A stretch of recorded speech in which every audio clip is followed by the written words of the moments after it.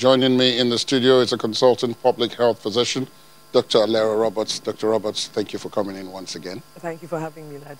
Today we're focused on testing because that seems to come up every now and then, although it also had other ramifications. And I wonder if you think that we are using the correct method. There's been so much debate about the method we're using and how slow it is in terms of being able to achieve the kind of numbers that some of our colleagues in other African countries have achieved. Do you think what we're sacrificing in terms of speed, we're making up for in terms of the thoroughness of the results?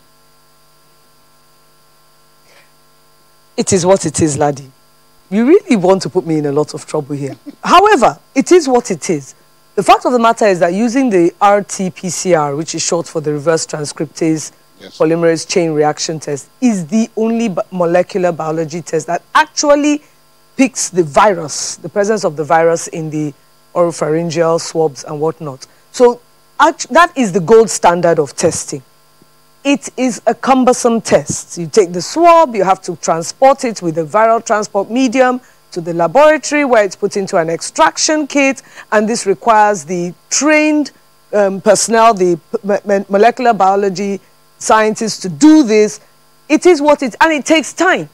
That is what it is. As to whether so clearly there are many points in the chain of the test that are going to prove bottlenecks. Do we have enough viral transport media? Do we have enough extraction kits? Do we have enough trained molecular biologists who are ready to work day and night? Are we using the right PCR machines? Are there enough in the country? Can we get more?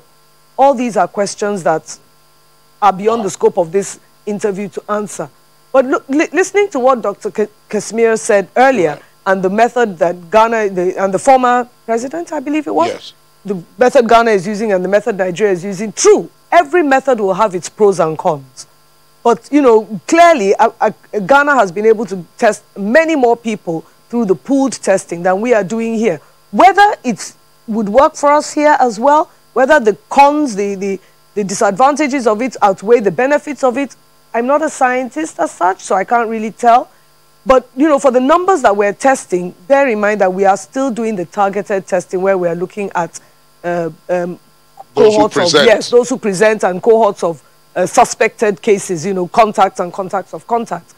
So at the end of the day, I'm a public health physician, okay? And being a physician, we treat the patient, not the test. So I'm more interested in us going out and doing the track and trace to find out who is presenting with symptoms and get them into isolation or get them into care in some way. So ultimately, yes, you can do the test. And if it's taking a week, 9 days for the result to come out, it's actually useless to me as a physician, because that test will only tell me where you were 7 or 9 days ago. It doesn't tell me where you are today.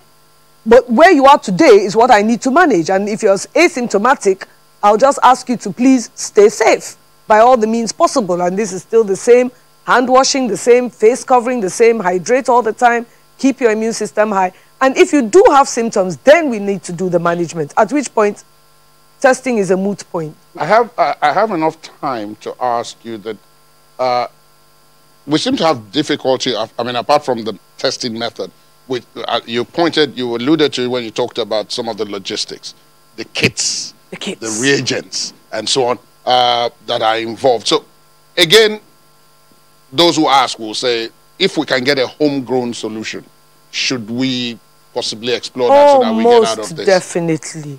Hello? If we can get a homegrown solution, book me down. I'm first in line. You know, but having said that, when we say homegrown solution, we still have to get solutions that are effective. Worse than no test is a bad test, you know, because you cannot base any clinical judgment on the result of that test. So yes, I'm all for homegrown. I'm very much a made in Nigeria somebody. But at the same time, let's be frank and prudent. You know, if there are other people who are doing homegrown solutions, and this is, like I keep saying, it's an equal opportunity disease.